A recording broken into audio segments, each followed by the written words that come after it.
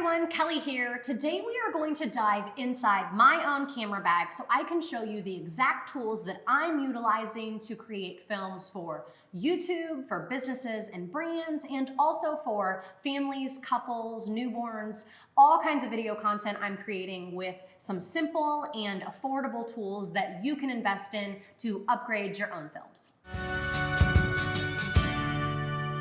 So have you ever been overwhelmed by the sheer volume of tools that are out there for you to create video or photo content? I know I have, and in the beginning when I was just getting started, it was really overwhelming to know what to invest in, what to save money on, and I want to help you by the end of this video know what tools you really need to get started with creating awesome videos. After this video, you're going to know exactly what I bring along as a professional photographer and videographer to every one of my sessions. If you've been watching for any amount of time, you know that I like to start with things that are maybe a little bit more affordable and then make those bigger investments once you're sure that video or photo is something that you really want to continue with long term. I want this to be helpful while also encouraging you to spend money in the places that's going to give you the most amount of value. I will also link below all this camera gear. So if there's anything that you've been thinking about investing in and after watching this video you want to make a purchase, go down below and you can see all the links to everything that I own, and I hope some of these serve you really well. All right, so first up, I want to show you my camera bag. And this is the bag that I utilize for all of my photo sessions. I take it along with me when I'm shooting video content as well. It has lots of different pockets and gives me the ability to bring 2 different bodies, all of my lenses, and then some additional gear packed in there with me depending on what type of session I'm going to be shooting. Another bag that I have loved is I have a rolling travel bag, and that includes all of my light stands. I take this along whenever I'm doing big brand sessions or if I'm shooting a wedding film. The rolling bag is awesome if you don't have an assistant that comes along with you. It gives you the ability to kind of carry everything, look like you're really well put together. You're not fumbling over yourself trying to carry this stuff in and out of different businesses or in and out of different venues if you're shooting weddings. So the rolling bag, if video is something you really want to do long term, super great investment. Okay, so let's start out by talking about cameras. The camera that I utilize is the Canon EOS R6, and that's what I'm shooting on right now. This is the Canon EOS R, and that's my backup camera. I love these for hybrid shooting, both photo and video. They've served me really well, and the R6 is a great investment if you are looking to shoot a little bit of both. I have looked at investing in the R5, but right now the 6 is serving me really well, and I know that it will do the same for you if you're a Canon shooter. Okay, let's talk lenses. First up, I have my 35, which I shoot on all the time, one of my favorite lenses. I also have a 50 and an 85. I enjoy those for specific portraits or different types of video content. And then lastly, I have a 24 to 105 RF lens that actually came with my Canon EOS R, and I utilize it pretty often for corporate events or weddings. It is only an f4 and I'm looking to upgrade down the road, but so far it's served me well and I've really enjoyed using it. If you are making video content, you may want to consider investing in some lights. I have enjoyed utilizing these newer lights. They're really affordable. They serve me well for my YouTube videos, and I also use them at weddings. Again, I am looking to make some investments this year, so it might be something that I upgrade, but I think they will serve you so well if you're new to video and you're just trying to make some content that's shareable or create brand films. They have been super, super helpful for that need. Next up is light stands. If you're going to invest in lights of any kind, you're going to want to have a light stand. If you're already a photographer, you probably have some of these for all of your flash needs. I encourage you to invest in light stands that are pretty substantial because you don't want them tipping over on someone, on a client, on a kid, on a guest at a wedding. And I've had some close calls in the past, so I would encourage you to not make the mistake I made and invest in some great light stands to hold up those lights. Next up, we're going to talk about stabilization. I utilize this stretchy camera strap if I'm shooting handheld at all, so for all of my family films, sometimes at weddings, or even for businesses and brands, I will shoot handheld with a camera strap, and it helps you to stabilize your camera. You actually put it around your neck and pull up your camera out like this, and then you can kind of pan back and forth. If you keep your elbows tight in, it does give you the added stability in order to create smooth and stable footage.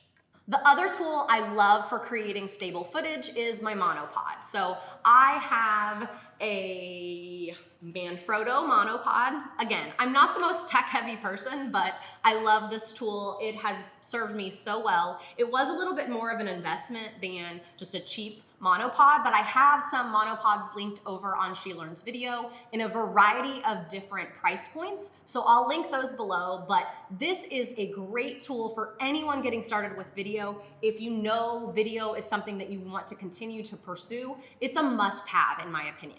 I use it all day long at weddings. I use it all day at brand sessions, and anytime I'm doing personal work and I want to bust it out, I do that as well.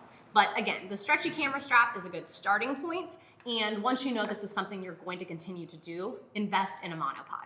A tripod is another great investment. I have a few different tripods that I utilize. I'm using one right now to make this YouTube video. So it's something that many of us as photographers may have in the back of our closet, but pull one of those out or invest in a new one, something that's large and stable. You're going to really need these if you're getting into any type of wedding videos. You're going to want to set these up at the back of the ceremony or maybe at the reception during speeches, and they just give you great stability, and it's a great tool to have in your bag.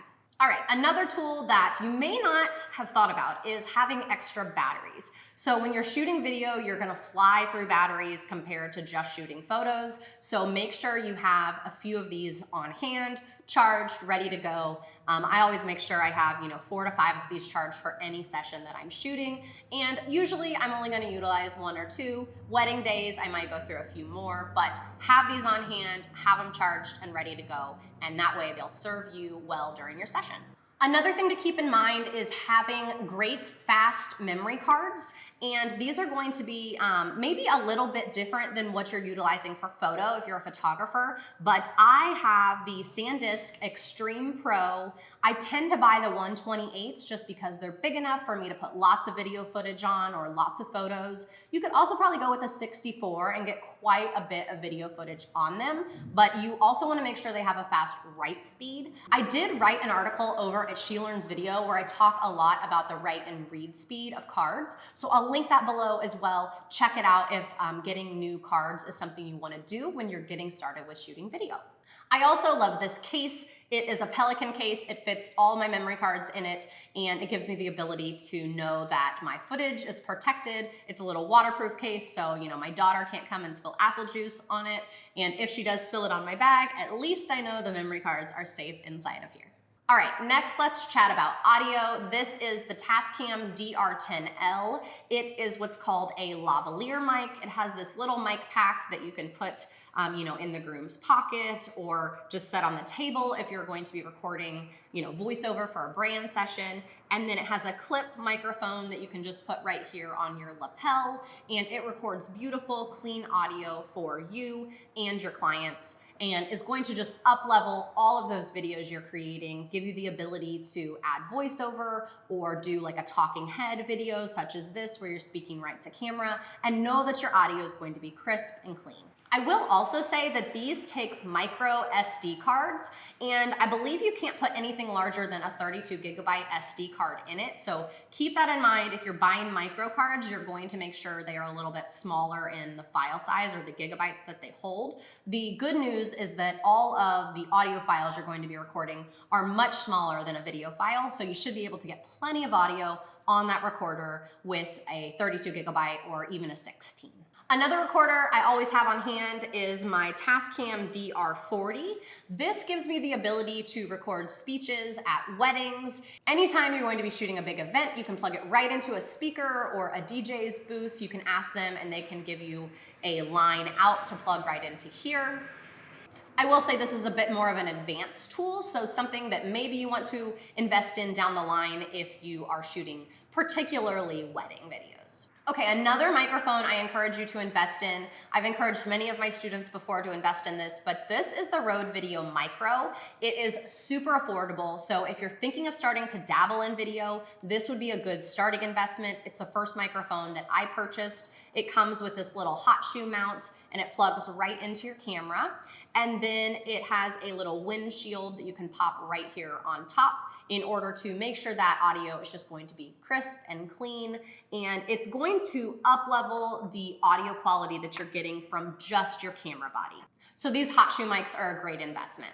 I am currently recording on the Rode Video Mic Pro, and if you know that video is something you want to pursue, you're here to watch and learn and continue delving into making great films, I would encourage you to invest in the Rode Video Mic Pro. It's a better microphone, the quality's better, it does have the ability to control the audio a little bit more, it gives you different levels you can record at, and it also has like a bypass filter that weeds out any of that ambient audio that you don't necessarily want in your film. Next up, I have a hold-fast camera strap.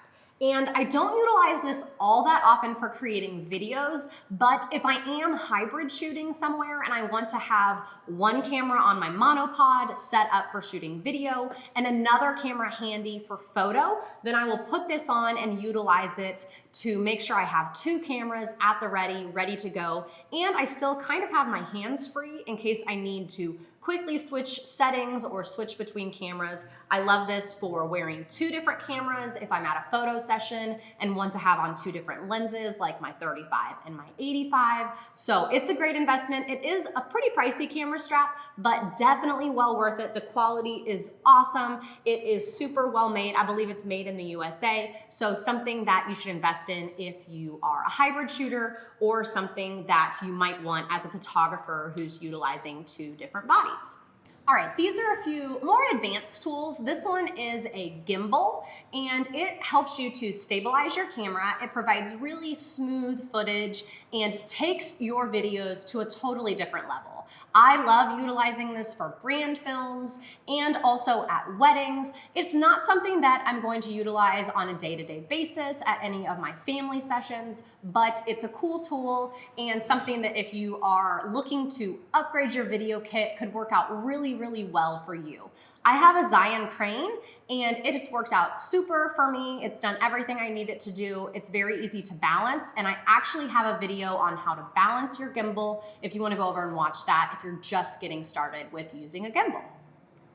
Okay, another advanced tool is the Ninja Atmos 5. And this is actually an external monitor. So I just got it. I haven't even taken it out of the box to play around with it yet. I've utilized one with a friend of mine at a wedding, and it's just amazing to be able to see the video quality on a bigger screen. It also has the ability to record inside the monitor, so you can actually put an external hard drive right inside the monitor and record to it. It just gives you so much more capability with your camera, and it mounts right on top of the hot shoe, or you can get what's called a small rig, which is an attachment that goes around your camera. It's a camera cage, I believe it's called, and you can mount this right on top of there. So stay tuned for more on this coming soon. I am going to be making some additional upgrades, and I'll be sure to share with you whenever I do so. So tell me below if you have any other camera gear you have enjoyed utilizing for making videos. This is pretty much what I've got, what I bring, and what I utilize to make all of my YouTube videos, brand videos, family videos, and for shooting photos for all of my clients. I hope this is helpful. Thank you so much for watching. If you need any of the links, go down below, drop me a comment if you have any questions, and go over to shelearnsvideo.com to learn more.